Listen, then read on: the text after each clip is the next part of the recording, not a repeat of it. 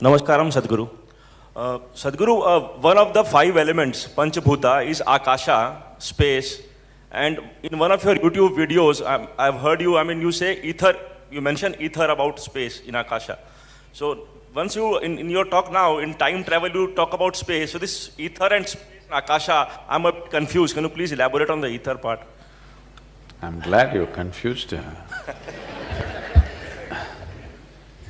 Because confusion is a much better state to be than stupid conclusions that one makes. Confusion means you're still looking, that's nice. That's my intent, to keep you confused. Yeah, because I want you to be seeking, always. Nobody said Akasha is space, we said Akasha is ether. That's not an appropriate translation, but reasonably. Ether is not space, ether is a certain dimension of existence, subtle. When we say space, we are talking about kala or non-existence. We are talking about Shiva, that which is not. When we say Akash, we are talking about that which is. Here you are.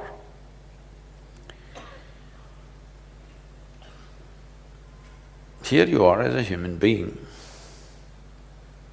There are many levels from grossness to subtleness here. If you have constipation, you still have something gross inside you.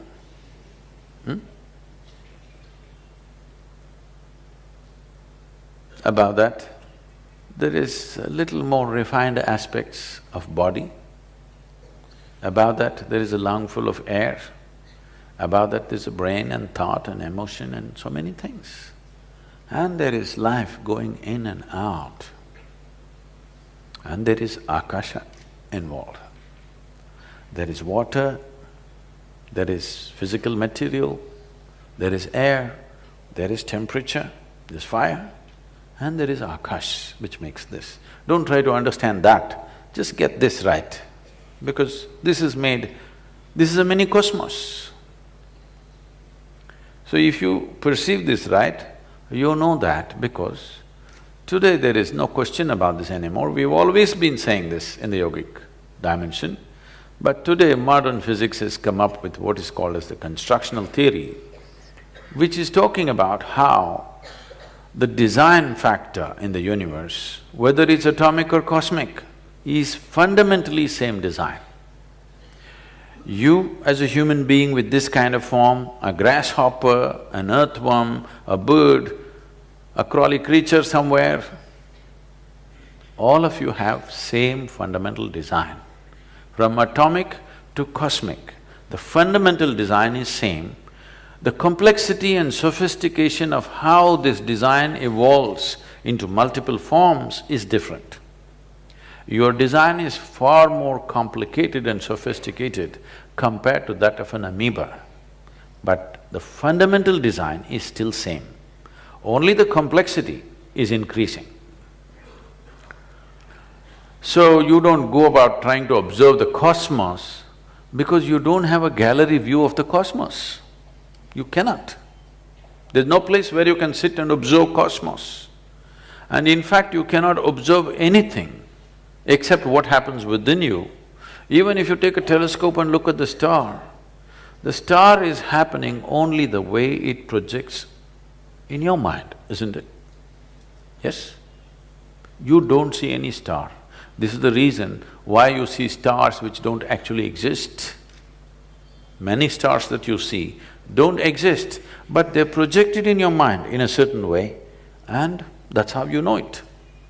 Or in other words, you only can experience this, or this is the only doorway through which you can experience anything.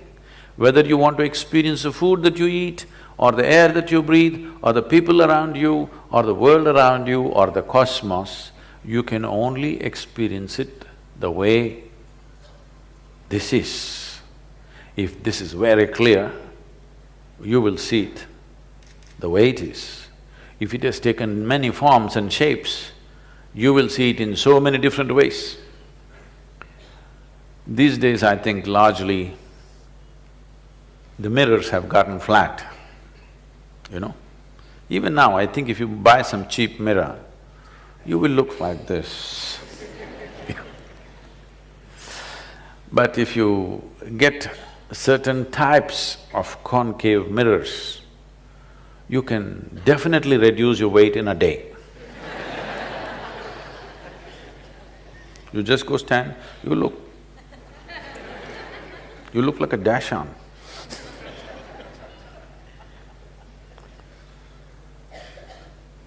So, the mirrors give different impressions of who you are. Suppose you always looked at your face with a slightly distorted mirror. After some time, you will assume that's how you look. Yes or no? Yes or no? You think that's how you look. Because every day you looked at yourself and that's how you looked, and you think that's how you look. So even now, you think the world looks this way simply because that's how it's projected in your mind. If you evolve this mind to a more refined surface, that there's absolutely no any kind of wavering in it, it is perfectly plain mirror, then it will reflect everything the way it is, but upside down. You know, in the mirror, everything is like this. So now you must have the intelligence to correct this without distorting it. See, most people can't turn a dosa around properly. If they try to turn the dosa around, it'll become those kind of things. It takes certain skill to take something like this and turn it around without distorting it.